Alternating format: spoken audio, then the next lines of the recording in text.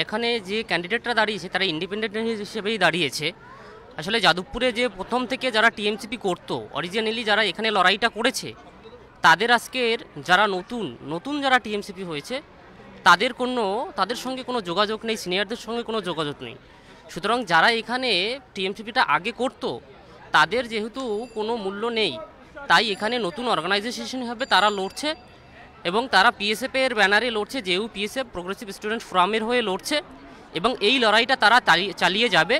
টিএমসিপির আরও একটা অংশ, তারা অন্য না, তারা অংশ নয়। তারা অতীতে কি করতো সেটা আমাদের দেখার বিষয় নয়। বর্তমানে তারা দল থেকে বহিষ্কৃত। সুতরাং তারা কিভাবে ক্যান্ডিডেট ঠিক করবে এবং কিভাবে নির্বাচনে প্রতিদ্বন্দ্বিতা করবে সেটা সম্পূর্ণ তাদের ব্যাপার। এখানে 8টা প্যানেল পড়েছে, সেরকম এসএফআই বা ফ্যাস বা অন্য যে কোনো সংগঠনকে যেভাবে আমরা রাজনৈতিক প্রতিপক্ষ হিসেবে দেখি তাদেরকেও দেখছি। তাদের সঙ্গে আমাদের দলগত কোনো সম্পর্ক নেই।